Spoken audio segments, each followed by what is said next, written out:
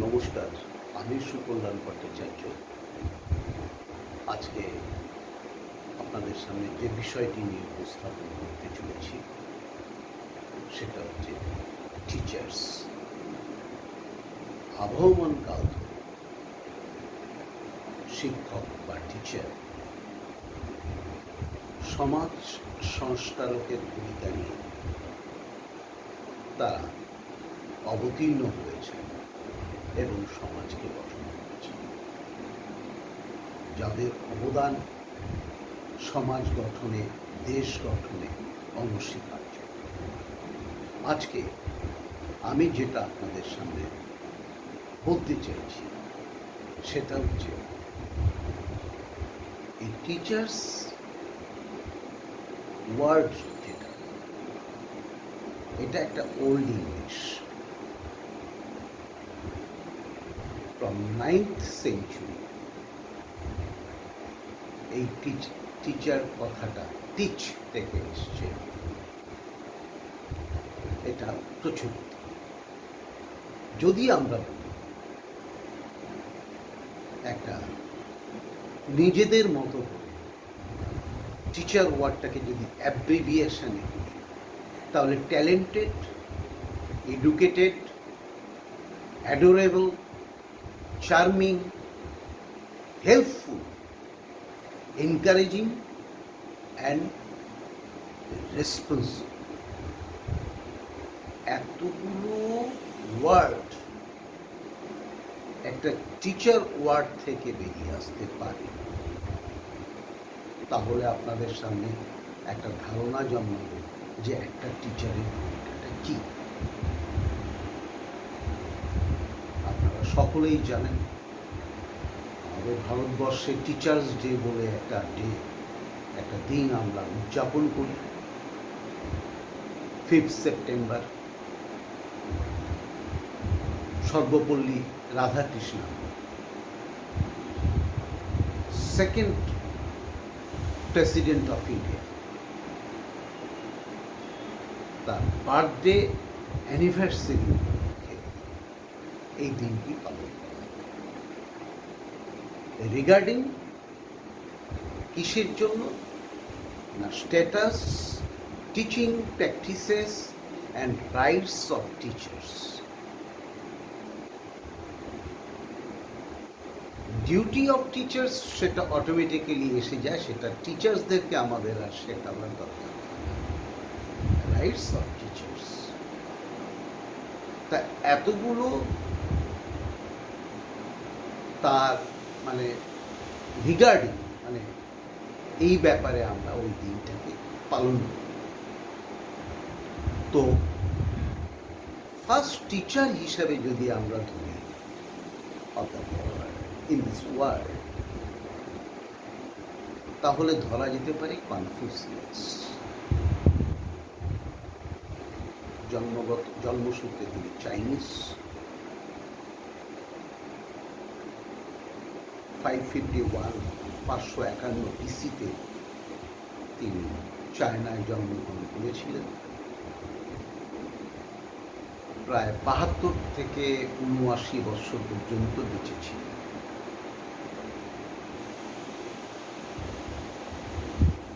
তিনি philosophy, history, political science এবং Chinese যে কালচার, এগুলো নিয়ে ওনার জ্ঞান, চিন্তা ভাবনা ছাত্রছাত্রীদের মধ্যে প্রণয়ন করেছে। আমি জানি না ওই সময়ে ছাত্রীরা কতটা শিক্ষার আর আসল ইয়েতে অবতীর্ণ হয়েছিলেন, ছাত্রীরা সুযোগ সুবিধা পেয়েছিলেন, তা ধরে নেওয়া।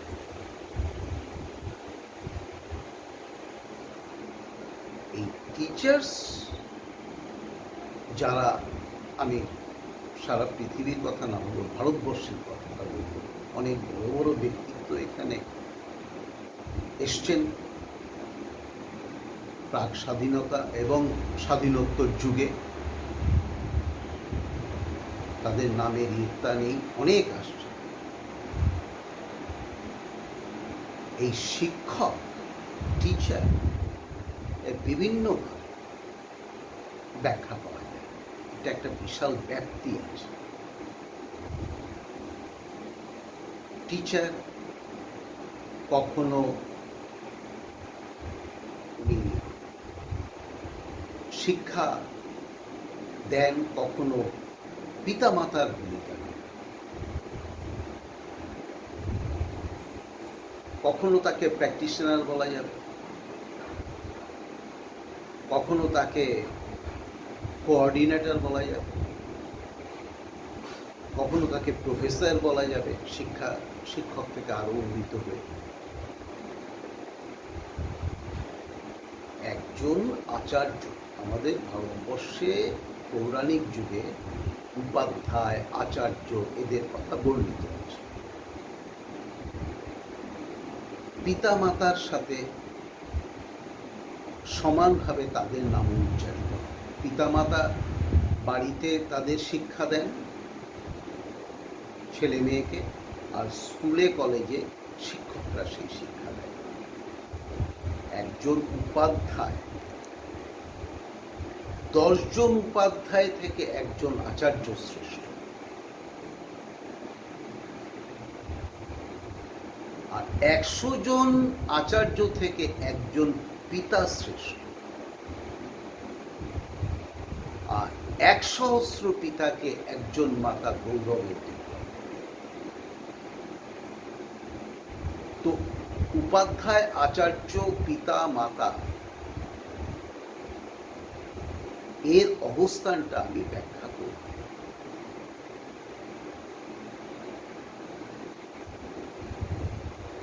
টিচার্সদের ভূমিকা আমাদের সমাজে পিতামাতার পরে। আমার এই 60 বৎসর কাল ধরে, যখন থেকে পড়াশোনায় 4-5 বছর ঢুকেছি, বিভিন্ন ধরনের শিক্ষকরা সবসময় নশ্বর, কিন্তু প্রত্যেক পেশাগত দিকে, প্রত্যেক পেশাতেই কিছু না কিছু ব্যতিক্রমও ঘটে থাকে। যে কোনো ধরনের পেশা আদর্শচ্যুতি ঘটে থাকে। শিক্ষকের পেশাতেও আদর্শচ্যুতি ঘটে যেতে পারে। শিক্ষকের ব্যবহার বিভিন্ন সময়ে বিভিন্ন রূপে আমরা দেখেছি। কখনো তারা বাবা বাছা বলে পড়িয়েছে, কখনো তারা অমানসিকভাবে বেত্রাঘাত করেছে। আমি যেই ধরনের ইকোনমিক্যাল স্ট্যাটাস থেকে উঠে এসেছি, সেই ধরনের স্কুলে এই ধরনের ব্যবহার ঘটেছে। বড় বড় অনেক স্কুল আছে যারা ইংরেজদের সময় থেকে একটা সায়েন্টিফিকভাবে পড়াশোনা করিয়েছে। আমি সেই ব্যতিক্রমে যাচ্ছি। আমাদের সময়ে ডাস্টারও ছুঁড়ে মেরে দিয়েছে মাথার মধ্যে, বেত্রাঘাত করে পিঠের চামড়া তুলে দিয়েছে। এখন এসে আমি বুঝতে পারি যে ওটা হয়তো আরো অন্যভাবে ট্রিট করা যেত। পরীক্ষায় কম নাম্বার পেয়েছো কি, আজকে একদিন আসো। ফিজিক্যালি টর্চারের জায়গায় চলে গেছে। আবার ভালো শিক্ষকও ছিল। একজন ছাত্র ছাত্রী যদি অসুস্থ স্কুলে না আসে, একদিন না আসে, দুদিন না আসে, জিজ্ঞেস করে অন্য ছাত্রছাত্রীদের তারা কেউ বাড়ি চেনো কিনা, খোঁজ খবরটা একটু নিয়ত।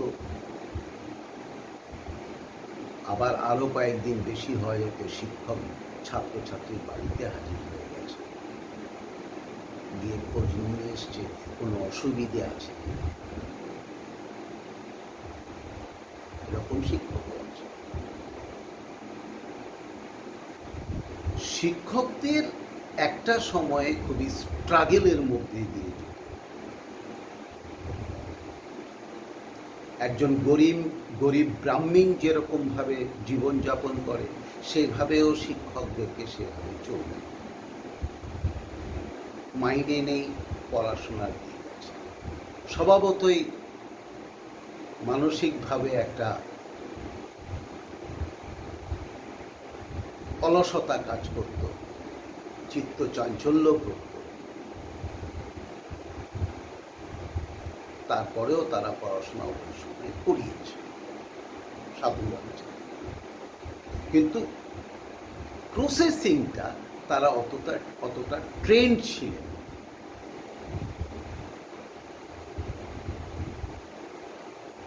কিন্তু আদর্শগত দিক থেকে ছাত্রের সাথে শিক্ষকের যে ব্যবহারিক দিক একটা পিতা পুত্রের মতো ছিল। শিক্ষককে ভয় পেত, শিক্ষক ছাত্রকে সমাদর। শিক্ষকের ব্যবহার এবং তার আদর্শ সেইভাবে দৈনন্দিনভাবে চলত। 60-এর দশকের পরে 70-র দশকে যখন একটা রাজনৈতিক পরিবর্তন চলে, মানুষ তার অধিকার একটু বুঝে নিতে চাইল, শিক্ষকদেরও তাদের বেতনক্রমে বেশ ভালো উন্নতি হয়েছে। কিন্তু যেটা ঘটেছিল, কর্মসংস্কৃতির অভাব ঘটে গেছে। তাদের মূল কাজ হয়ে দাঁড়িয়েছিল তখন রাজ্য রাজনীতিতে অংশগ্রহণ, মিছিল মিটিং সমাবেশে হাজির হওয়া। পড়াশোনার দিকটা অনেকাংশে তার আদর্শগত দিক খণ্ডিত হয়েছে। তখন তারা এই কর্মসংস্কৃতির জগৎ থেকে কিছুটা পিছু হয়ে গেল। আমি বলবো না সেই রাজনৈতিক আদর্শ তাদেরকে ওটা শিখিয়েছে, কিন্তু প্রচ্ছন্ন মদত ঘটেছে। তার ফলস্বরূপ আমাদের ছাত্রছাত্রীদের সমাজ ব্যবস্থা, শিক্ষা ব্যবস্থাকে অনেকটা খারাপ অবস্থা। আদর্শগত দিক থেকে কখনো ইংরেজি তুলে দেওয়া হয়ে গেছে, অনেক বিতর্ক হয়েছে এই নিয়ে, আবার সেটা প্রণয়ন হয়েছে। শিক্ষার ভাগ বিভিন্নভাবে হয়েছে, কিছু কিছু ভালো জিনিসও হয়েছে। অষ্টম শ্রেণী পর্যন্ত বিনা বেতনে পড়া, তারপরে দ্বাদশ শ্রেণী পর্যন্ত বিনা বেতনে পড়া, এগুলো ঘটেছিল। সব জিনিস তো খারাপ হয় না। শিক্ষকরা রাজনীতি করবেন না এই কথাটা তো আমি বলতে পারি, কিন্তু যে কাজটা করে তাদের শিক্ষা ব্যবস্থাটাকে আরো বেশি উন্নীত করা যেত, ছাত্রছাত্রীদের প্রতি নজর দেওয়া যেত, সেই জিনিসটা ক্ষুণ্ণ হয়েছে। আরো ক্ষুণ্ণ হয়েছে তাদের ব্যবহারিক দিক, তাদের উদ্ধত ভাব। ছাত্রছাত্রীরা তাদেরকে সামনে দিকে, তার ফলশ্রুতি হিসাবে তাদের সম্মানহানি ঘটেছে। ছাত্রছাত্রীরাও দীর্ঘ বৎসর ধরে সেই ধরনের প্রশাসনিক ব্যবস্থায় লালিত পালিত হয়েছে, তারাও তখন শিক্ষকের সাথে সমানভাবে তাদের ব্যবহারিক দিকে উপস্থাপন ঘটিয়েছে। শিক্ষক তখন আর পিতার আসনে বসেছিল। সেই ক্ষেত্রে কাউকেই আমি দোষ দিতে পারি না, এটা দুদিকেই তার দায়িত্ব, শিক্ষক এবং ছাত্র। শিক্ষকদের ব্যবহার, ছাত্রদের ব্যবহারিক দিক দুটোই ক্ষুণ্ণ হয়েছে ইন্টেলিজেন্স। আজকে ভারতবর্ষের শিক্ষা ব্যবস্থা শুধু খাতায় কলমে বলে দিলেই তো হলো না যে এভাবে হবে। শিক্ষকদের একটা ভূমিকা নিতে, তারপরে এলো শিক্ষা ব্যবস্থায় নিয়োগের। আজকে আজকে একটা লোক ভালোভাবে শিক্ষা দীক্ষা লাভ করে এসছে, আবার একজন তার আসন সংরক্ষণের উপায় হয়েছে বলে লাভ দিয়ে 10 জনের আগে চান্স পেয়ে গেছে। এগুলো তো শিক্ষা ব্যবস্থার ওপরে এফেক্ট করবে। আপনি জাতিকে গড়বেন কি জাতি পিছিয়ে চলে যাচ্ছে শুধুমাত্র সংরক্ষণের জন্য। কিন্তু তারপরেও যেটা বেঁচে ছিল, যারা ওই কম্পিটিশনের ভেতর দিয়ে এসছে, সরকারি ব্যবস্থাপনায় স্কুল কলেজের মতো এত ভালো শিক্ষা আর কোথাও হয় না, এটা আমাকে মেনে নিতেই হবে। দু একটা বেশ উঁচু পয়সাওয়ালা স্কুলের কথা আমি পারব, কিন্তু প্রাইভেট স্কুলে এত ভালো শিক্ষা ব্যবস্থা নেই। কেননা তারা কম্পিটিশনের ভেতর দিয়ে ওইভাবে নিয়োজিত হয়নি, ওখানে কোষ্ঠী পাথরে যাচাই হয়নি। অল্প পয়সায় তাদেরকে শিক্ষকতা করতে হয়েছে এবং অল্প পয়সা তারা শিক্ষকতা করছেন। বড় লোকের ছেলে মেয়েরা ভর্তি হচ্ছে, বাড়িতে 10টা টিউটর রেখে দিয়েছে। তারপরেও আমি বলছি ব্যতিক্রম ছিল, বড় বড় ইংলিশ মিডিয়াম স্কুলও ছিল তখন, সব স্কুল তো সমান নয়। কিন্তু সেই শিক্ষার মান যাচাই করাটা তো সব স্কুলের পক্ষে সম্ভব। কিন্তু সরকারি স্কুলে সেই ব্যবস্থাপনা ছিল, কম্পিটিশনের ভেতর দিয়ে আসা এবং তাদের শিক্ষার জ্ঞান ছিল। কিছু লোক সেখানেও ছিল না। ভূগোল পড়া বসে বসে রিডিং পড়িয়েছিলেন, ইতিহাস পড়াতে বসে বসে রিডিং পড়িয়েছিলেন, শীতকালে উল বুনলেন। এভাবে তো শিক্ষা চলতে পারে না। এখন অবশ্য এগুলো বোধহয় হওয়ার জায়গাটা থাকে না, কেননা মানুষ অনেক সচেতন হচ্ছে। সেই শিক্ষকদের আমরা দেখেছি, আমি দেখেছি, প্র্যাকটিক্যালি আই হ্যাভ সিন। শিক্ষক ঘুমিয়ে পড়বে, শিক্ষক 2টো ক্লাস করে চলে গেলেন তাদের সভা সমিতিতে যোগদান করতে। অনেক শিক্ষককে দেখেছি প্রচণ্ড বন্যায় ভেসে গেছে দেশ, তারা দল বেঁধে ছাত্রছাত্রীদেরকে নিয়ে গ্রামে গঞ্জে ঘুরে ঘুরে কাপড় জামা চাঁদা সংরক্ষণ করে তাদেরকে পৌঁছে দিয়েছেন ঠিক জায়গা। এখন কি হয়, আপনি প্রাইভেট টিউটর রাখতে হবে বা কোচিং সেন্টারে যেতে হবে, আপনাকে অ্যাডভান্স টাকাটা দিয়ে দিতে হবে পড়াবার আগে। আদর্শগত দিক থেকে যদি হচ্ছে, এটা হচ্ছে ছাত্রের দিক থেকে যদি আপনি চিন্তা করেন। আবার যদি টিচারের দিক থেকে চিন্তা করেন, তাহলে ছাত্র হয়তো বাড়ি থেকে টাকাটা নিয়ে একটা সিনেমা দেখতে চলে যায়।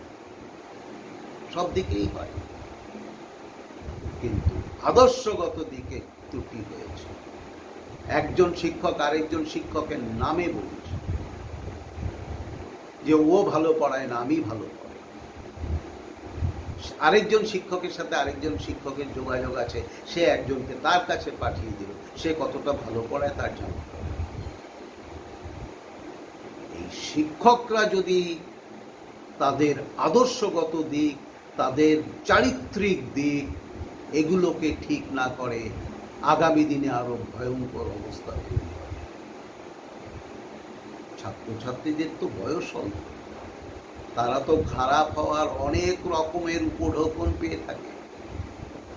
আমাদের দেশের সংস্কৃতির অবক্ষয় তো হচ্ছে নানা রকম ভাবে।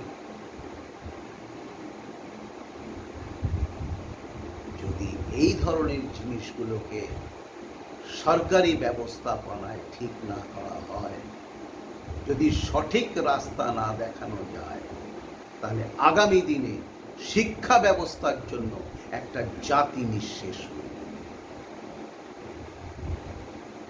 একটা জাতির মেরুদণ্ড তখনই গড়ে ওঠে যদি শিক্ষকরা ঠিক থাকে। তাদের যথেষ্ট বেতন দেওয়া হয় এখন। এই উচ্চস্বরে আমি কথাগুলো বলছি, এতদিন শিক্ষকদের বিরুদ্ধে কেউ এভাবে বলতেন। শিক্ষকরা যেই আসনে নিজেদেরকে অধিষ্ঠান করেছিলেন ততটুকুই তারা নিচে নেমে গেছে। আজকে আপনারা ঘেরাও হচ্ছেন, আজকে আপনারা ছাত্রছাত্রীদের সাথে আপনাদের দূরত্বকে কমিয়ে ফেলে এমন জায়গায় নিয়ে গেছে যেখানে আপনার সম্মান কি করছেন আপনারা, আমি সেগুলো জানি, সেগুলো সবাই জানে এবং আপনারাও জানেন। শিক্ষকদের কাছে আমার বিনীত অনুরোধ, আপনারা বিগত দিনে অনেক স্ট্রাগল করছেন, এখন হয়তো বা অত স্ট্রাগল করতে হবে না, কিন্তু ছাত্রছাত্রীদের আদর্শগত দিক থেকে নিজের দায়িত্ব নিয়ে তাদেরকে শিক্ষা দান, তাদের গল্প শিক্ষাদান করে বাড়িতে এসে আবার অন্য লোককে পড়াশোনার জায়গায় নিয়ে যান। আজকে অনেক বেকার ছেলে মেয়ে টিউশনি করে, ওই টিউশনি দিয়ে খুব একটা সুবিধা হয়, তাদের মধ্যে ফ্রাস্ট্রেশন থাকে। বেকারত্বের ইয়েতে কি করব, চলো টিচিংয়ে যাই, ইতিহাস ভূগোল বিজ্ঞান সব একসাথে জগা খিচুড়ি করে পড়িয়ে দিল। কি পড়ালো সে নিজেও জানে না, ছাত্রও জানে না। তারপরেও এখনো বাবা মাদের কিছুটা কনসেপ্ট এসছে, তারা প্রত্যেকটা সাবজেক্টে টিচার দিতে শিখছে। এখনো আবার কেউ সায়েন্স গ্রুপ, একসাথে সায়েন্স গ্রুপের একটা টিচার রাখতে চাইছে। মানুষের অর্থনৈতিক অবস্থাও আছে, কিন্তু ওভাবে রাখলে তো কম্পিটিশন তৈরি হবে। আজকে মুদ্রাস্ফীতি যেভাবে বেড়ে যাচ্ছে, ঠিক সেরকমভাবে ওই নম্বর পাওয়ার মাত্রাও অনেক বেড়ে যাচ্ছে, 100-তে 95, 96, 97। নাম্বার দিয়ে তাকে ভুলিয়ে, শিক্ষার মান পড়ে গেছে, নাম্বার বেড়ে গেছে, ভয়ঙ্কর অবস্থা তৈরি হচ্ছে সারা ভারতবর্ষে। এই জিনিসগুলোকে যদি ঠিক করতে হয়, তাহলে আগামী দিনে শিক্ষকরা দেখবেন, সেটা সর্বস্তরের শিক্ষক, যে যেখানে শিক্ষকতা করে, যেই দিকে, একজন সাঁতারু থেকে শুরু করে,